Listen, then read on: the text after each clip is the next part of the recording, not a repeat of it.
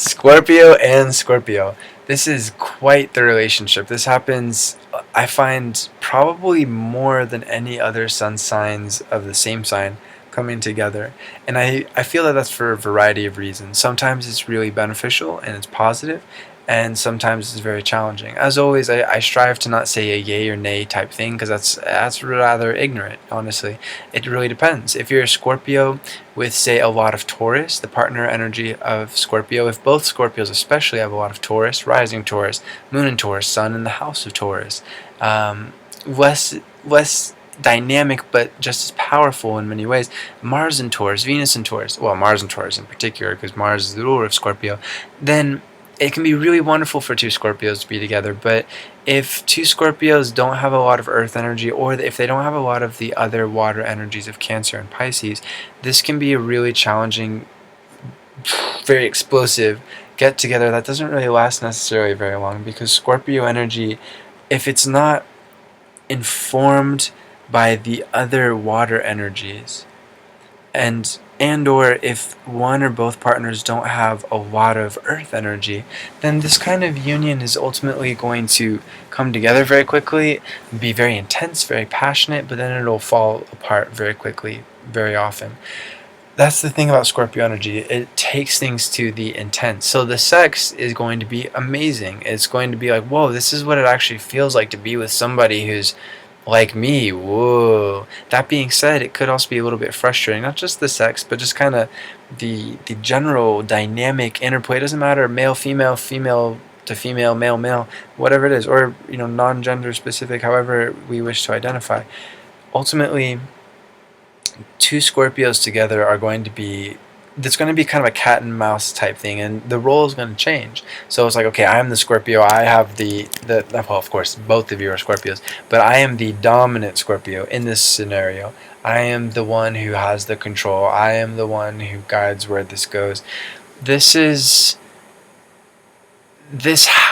role has to go back and forth, because a truly healthy psychological Scorpio needs to have a measure of power and control. And that's one of the challenges with this relationship, is it can be difficult for the Scorpio who is, perhaps they're a little bit older, or perhaps they have a lot of financial resources, or perhaps they have a very strong professional standing, or perhaps they're very physically fit. It could be this or that, or perhaps it's they have a higher education. It could be a variety of things, but ultimately, whatever it is that Scorpio feels really strong about and feels like, yes, I've worked hard and my warrior energy has come through, and I've just been able to grow and build, and I am strong. That's a beautiful thing. But when a Scorpio and a Scorpio come together, it tends to be a kind of, it can sometimes be a little bit of a pissing contest of who's stronger. I'm going to prove to you I'm stronger. And that can be sexy in a way for a time, but there has to be a nice interplay of roles for this to really function, even if there's a lot of water energy, Cancer and Pisces, in one or both people, and a lot of earth energy, in particular that Taurus energy. There has to be that, and the understanding of, okay, I've been the dominant one, I've called the shots in the bedroom. I mean, not to focus on sex too much, but that is a big part of this relationship. Sex is a huge thing for Scorpio, and not in the typical, like, oh, Scorpios are just sex addicts. No, that's not true. It's just that when it comes to the intense emotional need that Scorpio has to connect with another human being, especially in a romantic context, and to show their strength, and also to show their sensitivity, because that's a huge part of Scorpio. It's a water energy. It's fixed water. As strong as it might seem and as intimidating on the outside, on the inside there's deep, deep volcanic oceans of beautiful emotion and care, and that intensity is so powerful. And that needs to be expressed. And the best way to do that is in many ways, not in all ways, is through love and through relationships and through sex in particular. So it's important to understand that both these individuals are going to have a need to express themselves sexually in their particular way. And one way or the other, even though Scorpio can have fun being a little bit fluid with this, of, okay, I'm going to be the dominant one this time, or this time I'll be the submissive one. And it's really great to have both, and that's kind of more of a Gemini thing, so that's a little bit of my bias creeping in as a Gemini. It's of saying both in the same session. Now certain Scorpios very much enjoy that, especially if they've got maybe Mercury in Libra or Mercury in Sag or Venus in either of those energies, or in particular a lot of Gemini or a lot of air energy, of being able to go, okay, I've felt that, now I want to feel the opposite. In that case, then it could be really beneficial to flip the switch. And again, we're not just talking about sex, but this is a key part, and that's beautiful. It's totally cool. No need for shame, no need for anything like that. I know that a lot of Scorpios, especially with a lot of Sagittarius, can get caught up in the religious part of things, like, oh, but like, am I supposed to, is it okay for, yes, it's perfectly okay to have sexual needs, as long as you're doing your sexual needs, as long as you're fulfilling it with a consenting adult or consenting adults, then everything's good. That's all that really matters. So there's no need for shame. And that's really important to understand in this relationship too, is sometimes one Scorpio's sexual needs isn't necessarily the same as the other. People's sexual needs are very different, and even those who have the same energy, yes, there can be certain things that are very much the same. Again, there's that power thing that's very different for Scorpio as opposed to any other sun sign. I mean, I guess Taurus in a way, but Taurus is a little bit more receptive, a little bit more submissive in certain ways. Or at the very least, they can turn it on Scorpio very easily of, okay, you've been dominant all these times, now it's my turn to be dominant. And that's very thrilling for Scorpio. And again, hence why it's really important for one or both of these Scorpios to have some other energies to kind of fill in the gaps, to be able to not make it all about the Scorpio energy. Because if the Scorpio energy is the focus, if that's the pivot of the fulcrum, of this, where this relationship balances or tips out of balance and goes to an extreme, it's not going to be a very stable relationship, and that love and that lust can turn to hate very quickly. And that's a really sad situation, because you essentially have two very sensitive, very strong individuals who really care about each other going to war for each other. Now, of course, it depends on the degree of the situation, of other energies, of how much you really care about each other, but two Scorpios are ultimately going to care very much. Even if they don't necessarily know each other very well, there's going to be a deep sense of connection, and especially after sex has been manifested, it's going to be a deep sense of, well, I've been vulnerable with you, how dare you turn on me. That can get really messy really quickly. So that's something to keep in mind. And like I was saying, we need this back and forth, and it's important to not try and castrate your partner, or I don't really know what the feminine equivalent of castration is, but that idea of trying to cut your partner down at the knees, or like to cut off their head. But no, it's more like a demoralizing, degrading type thing. That's really important to keep an eye on with Scorpio, because again, a certain measure of I'm more powerful, or I have all this raw strength of, again, job or life purpose. I guess that's kind of a strange one, but possessions or money or just power in general. It could be all sorts of different things. A psychological know-how and power, that's a deep one for sure for Scorpio.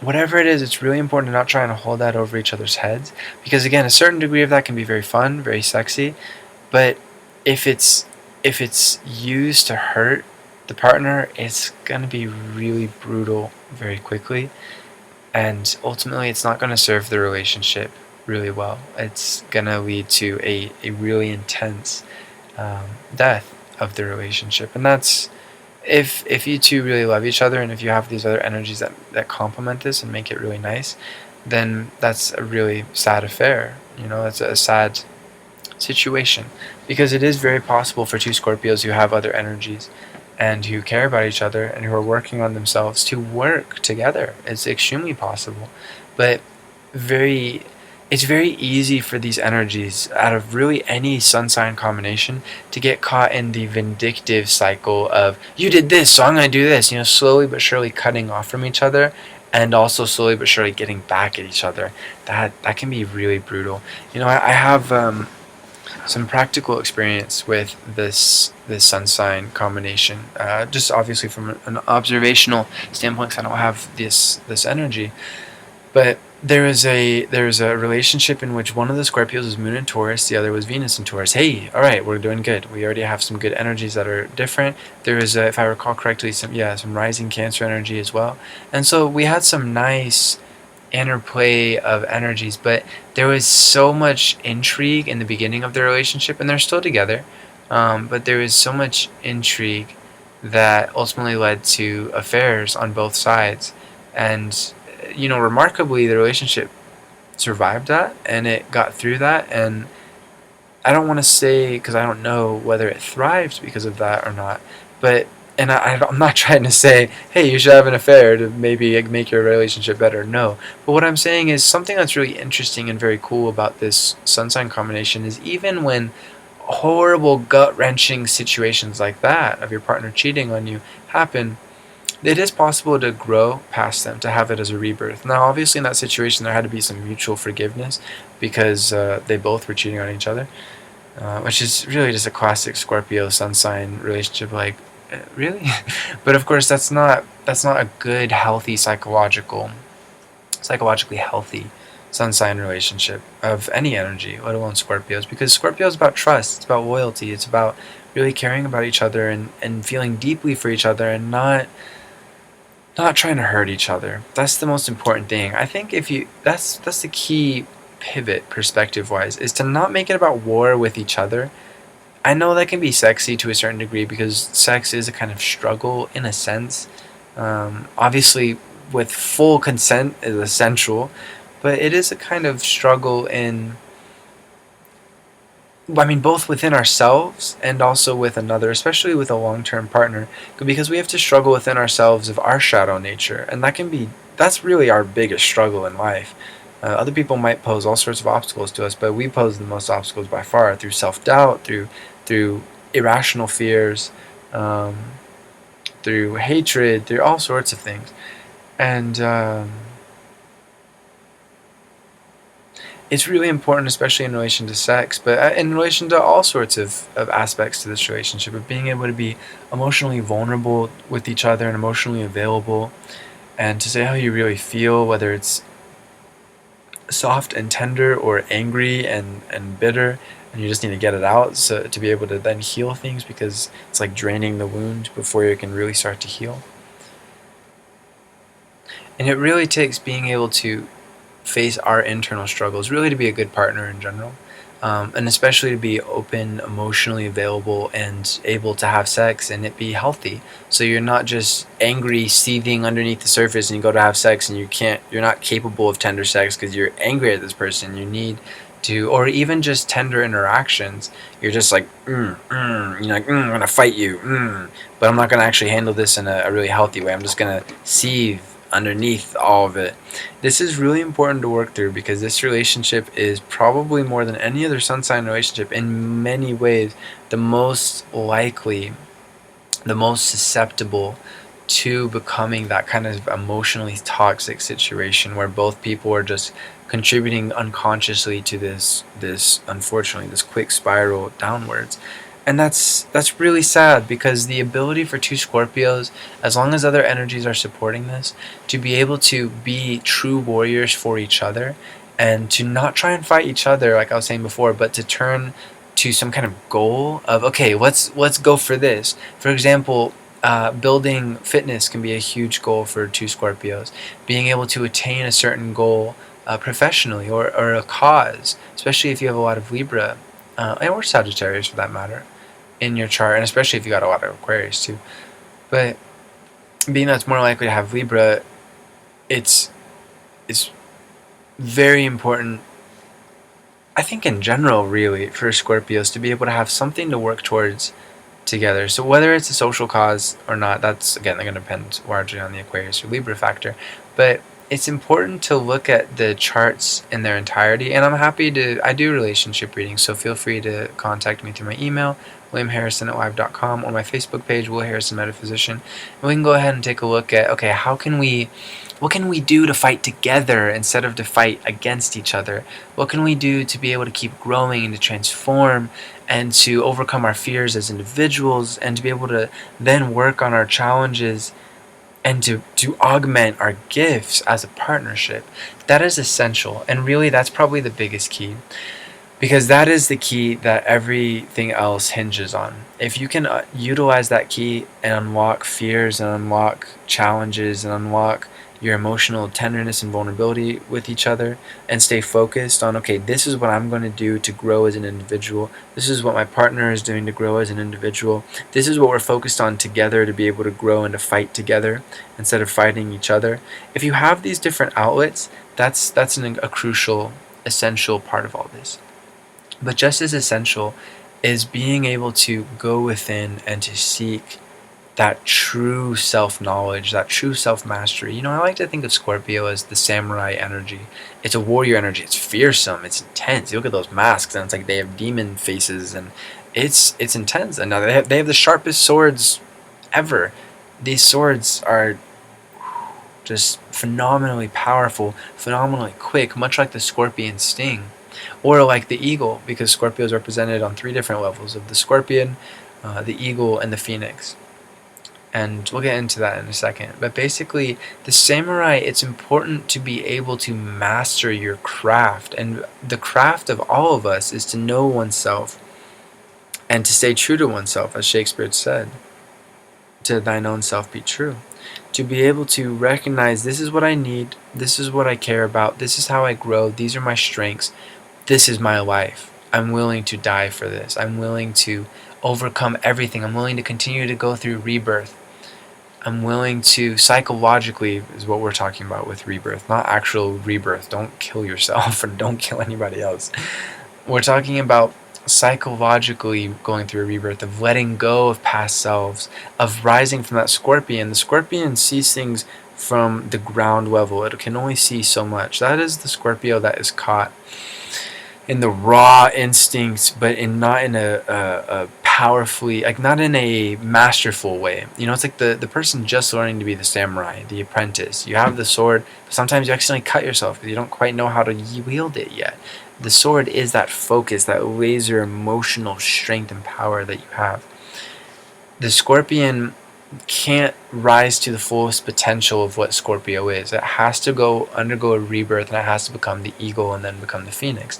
When it becomes the eagle, it has more perspective. It starts to have more compassion for others. Instead of going around this world with its defensive mechanisms, its shell, because even though Cancer is the one who's said to have shells, Scorpions also have their exoskeleton. They have claws. They have that stinger.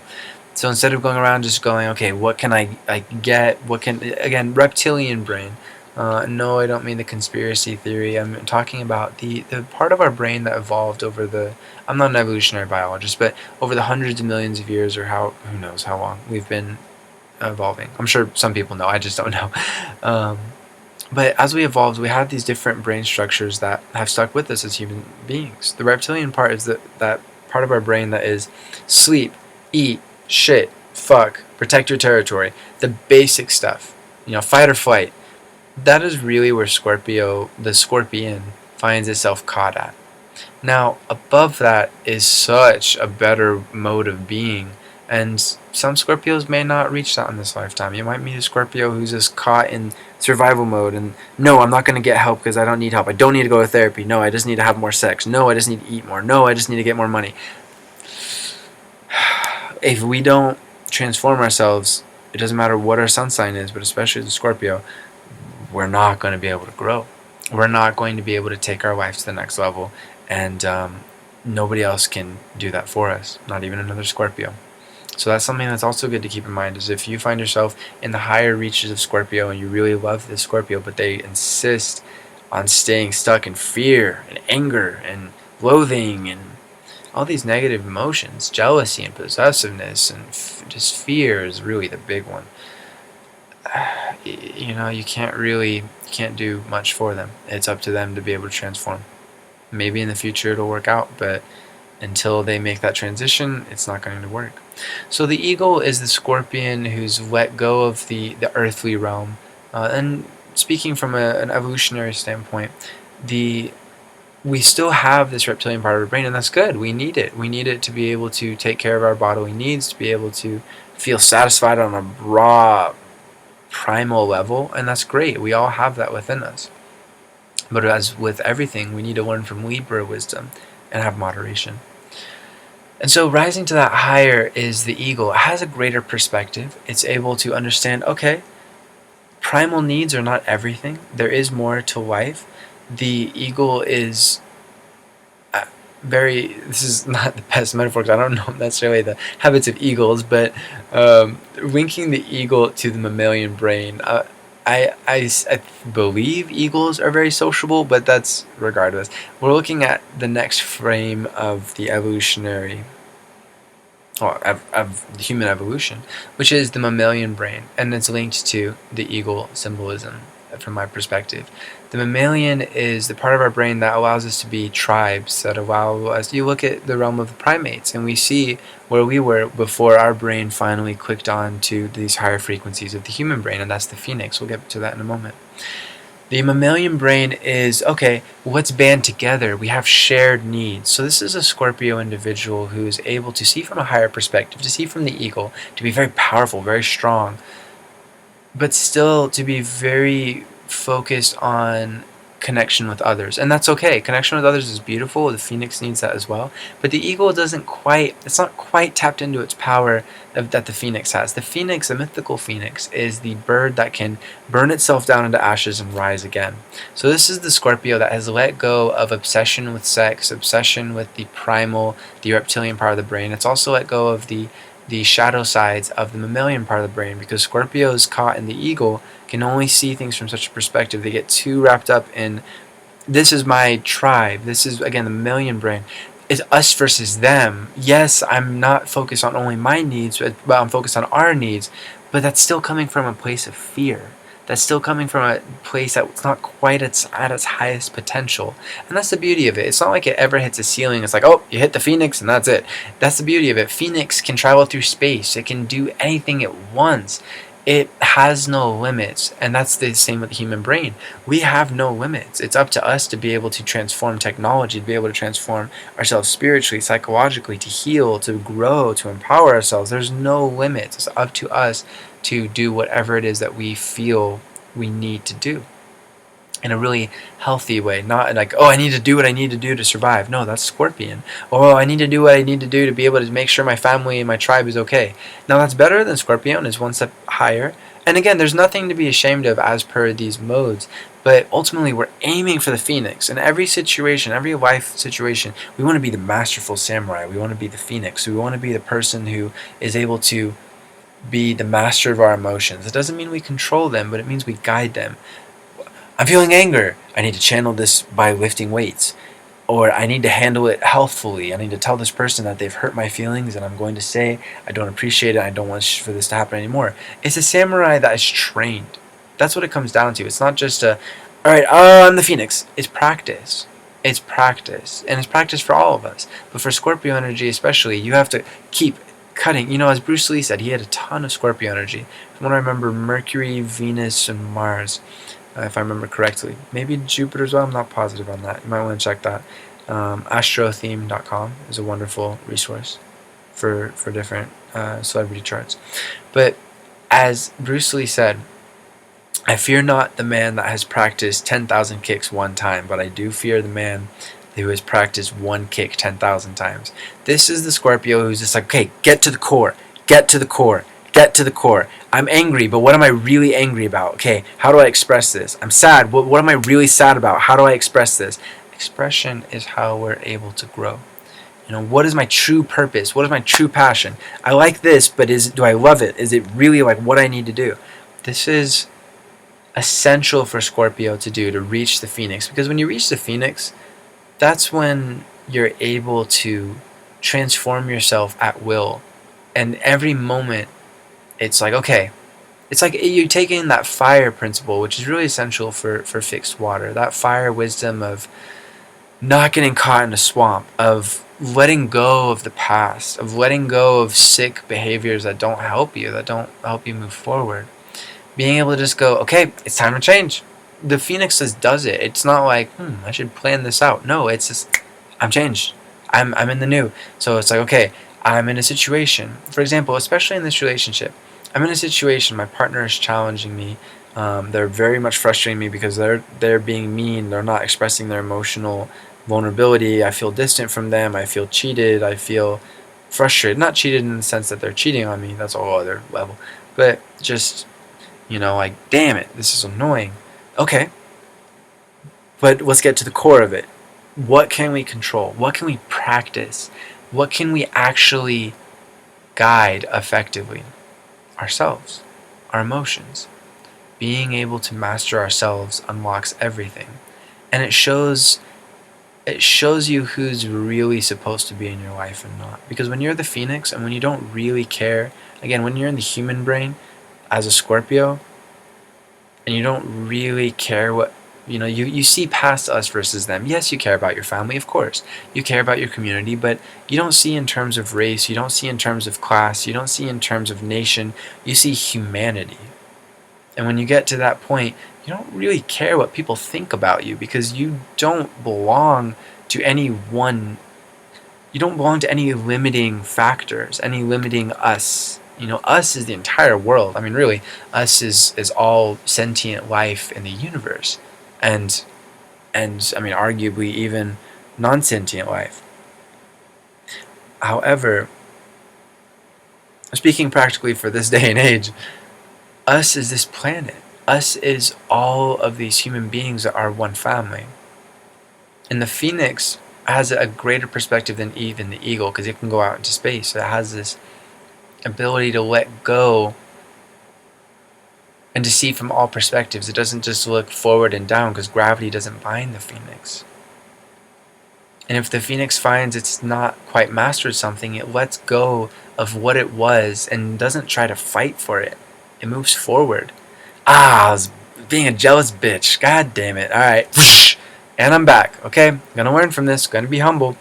Alright, what do I need to do here? I'm letting it go. Yeah, I know. I was terrible. But it's okay.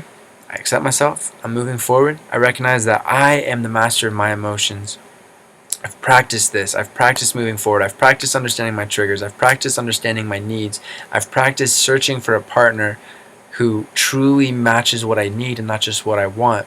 I've practiced being able to handle my emotions and not let them handle me, to not get swept up in a tsunami or a wild, raging, rapid flood, and to dwell in the emotions, to get to the core of the emotions, go to the ocean floor where the tsunami doesn't even affect really, and where everything becomes still and silent. Meditation, that's a really big key too for this relationship, is to be able to just letting it go, moving forward. And I let my old self go, and I become my new self.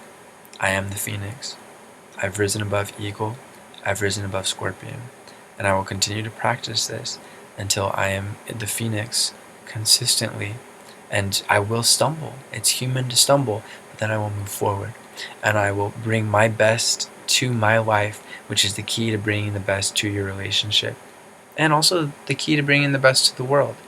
But being that this is Scorpio, to master yourself is to master the potential of being in a relationship, period.